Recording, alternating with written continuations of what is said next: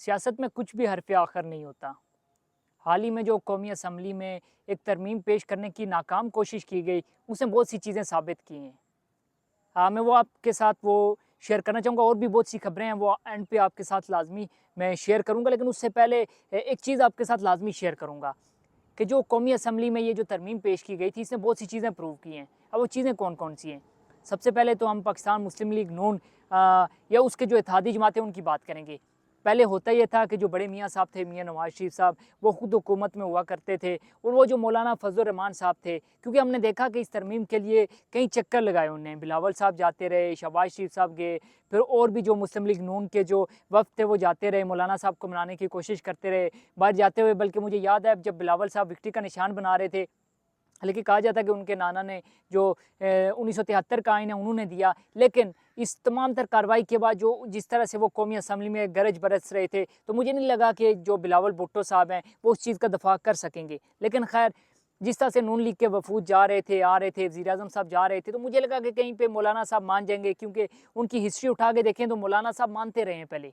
जब भी मियाँ साहब उनको बुलाते रहे हैं, मौलाना साहब आ जाएँ, वोट दे दें, और वो आते रहे हैं और वो वोट भी देते रहे हैं। इस बार उन्होंने इस रवायत को तोड़ा है।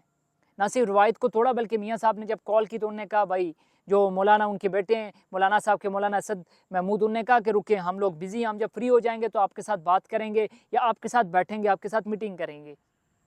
तो जो मैं बात कर रहा था कि सियासत में कुछ भी हरफ़ आखिर नहीं होता। दूसरी अगर पाकिस्तान तहरीक-ए-इंसाफ़ की मैं बात करूँ, तो पाकिस्तान तहरीक-ए-इंसाफ़ जब अपने उरूज पे थी, जब वो बुलंदी पे थी, काफ़ी ज़्यादा ताकतवर थी, तो पाकिस्तान तहरीक-ए-इंसाफ़ मज़ाक उड़ाया करती थी। इवन मौलाना फज़ल रहमान को डीज़ल और ये सारे नाम जो दिए हैं, वो पाकिस्तान तहरीक-ए-इंसाफ़ ने दिए हैं। और इमरान खान साहब, कोई भी ऐसा जलसा नहीं होता था जिसमें नवाज़ शरीफ, शहबाज शरीफ, ज़रदारी के बाद वो मौलाना फज़ल रहमान साहब का ज़िक्र ज़रूर करते थे और उनको काफ़ी ज़्यादा खींचा करते थे, डीज़ल कहते थे और भी बहुत से नाम से, अलक़ाबात से उनको पुकारा करते थे। लेकिन फिर हमने देखा कि मौलाना फज़ल रहमान के पास जो पाकिस्तान तहरीक-ए-इंसाफ़ का वफ़द है, जो सीनियर तरीन क़यादत है पाकिस्तान तहरीक-ए-इंसाफ़ के, जो मौजूदा चेयरमैन हैं बैरिस्टर कौर साहब, वो भी गए। इवन गए नहीं, उन्होंने उनकी जो ज़ेर सदारत है, वो उन मौलाना साहब ने इमामत भी करवाई है और वो नमाज़ भी पढ़ते रहे उनके पीछे, उनकी इमामत में उन्होंने नमाज़ भी पढ़ी है।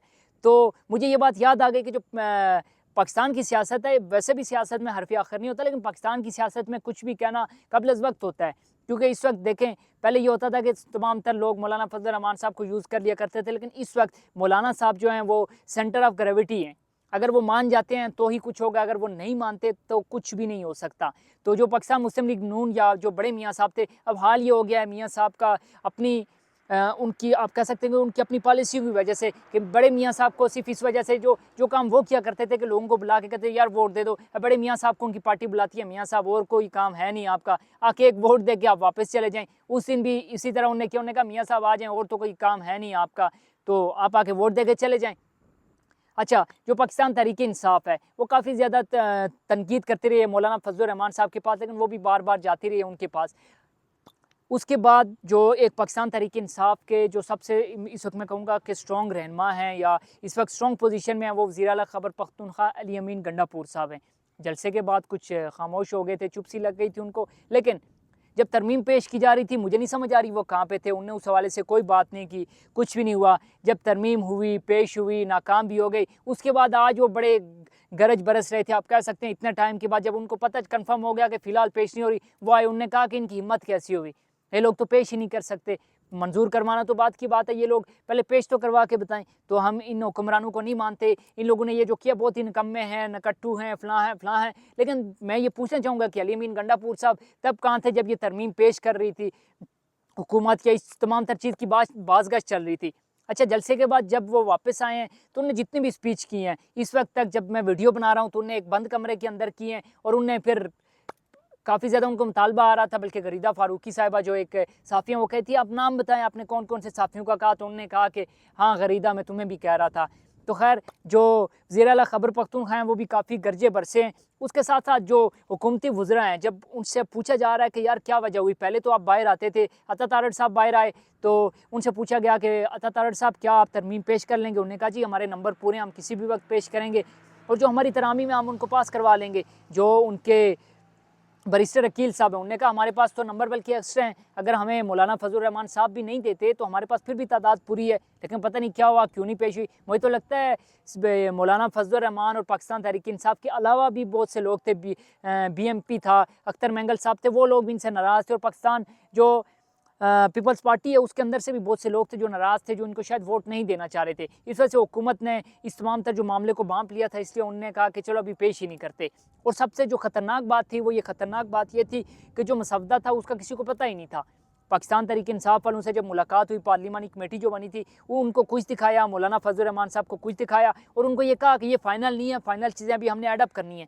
तो मौलाना साहब ने भी कहा कि अगर ये फ़ाइनल नहीं है तो आप फ़ाइनल ले आएँ, जब आप फ़ाइनल देंगे मैं उसको देखूँगा, उसके बाद डिसाइड करूँगा।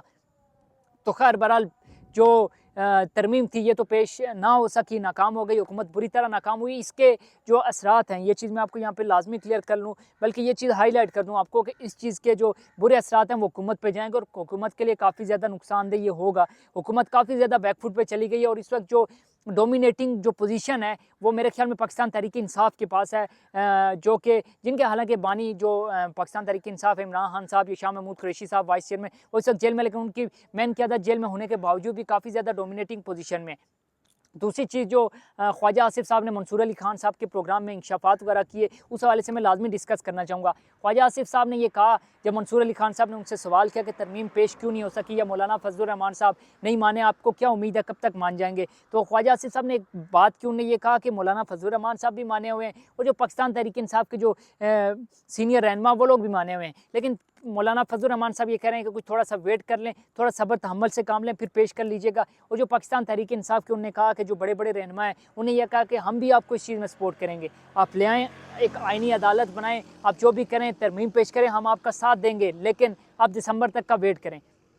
तो मंसूर अली खान साहब ने जो ख्वाजा आसिफ साहब से पूछा कि दिसंबर तक का वेट, इसकी कुछ समझ नहीं आ रही, तो उन्होंने कहा आपको नहीं पता, उन्होंने कहा मुझे नहीं पता, आप समझा दें। तो उन्होंने कहा कि उनकी बात का मकसद ये था कि दिसंबर तक ख़ज़ां आ जाएगी, बहुत से पत्ते जड़ जाएंगे, जो सुप्रीम कोर्ट है उसमें तब्दीली आ चुकी होगी, जो चीफ़ जस्टिस है मौजूदा काजी फ़ाइज़ साहब ये घर से आ चुके होंगे, और जो जस्टिस मंसूर अली शाह साहब हैं वो चीफ़ जस्टिस ऑफ पाकिस्तान जो सुप्रीम कोर्ट के वो बन चुके होंगे, तो तब आप पेश कीजिएगा, तो हम आपको तब सपोर्ट करेंगे।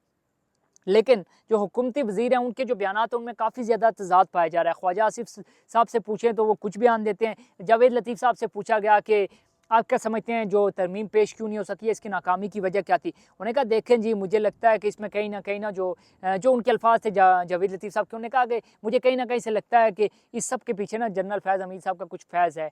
उनके बंदे उनने इसको पेश होने से जो है वो उसको पेश होने से पहले ही इसको नाकाम करवा दिया। तो कहीं ना कहीं जो हुकूमती वज़रा हैं उनके जो मायूसी है वो कहीं पे नज़र आ रही है। लेकिन वो अगर सेकंड अटैम्प्ट भी, क्योंकि पहला मरहला तो गुजर गया, वो मेरे ख्याल में अपोजिशन के नाम ही रहा, या मौलाना फजल रहमान साहब के नाम रहा, यूँ कहें तो ये गलत ना होगा, तो वो अपोजिशन के नाम रहा। अगर दूसरी अटैम्प्ट भी करते हैं तो मेरे ख्याल में जो हुकूमती कारकर्दगी है, मुझे नहीं लगता कि वो इस चीज़ को कामयाब कर पाएंगे।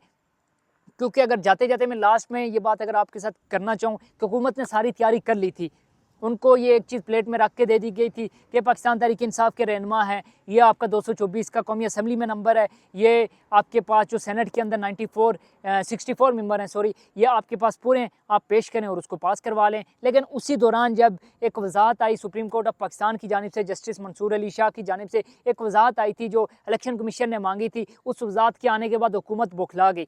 अब होना यह था कि हुकूमत को थोड़ी सी मेहनत करना थी, लेकिन हुकूमत वो मेहनत नहीं कर पाई, और बिलाखिर जो वो तरमीम वो पेश करना चाह रही थी उसमें नाकाम हुई।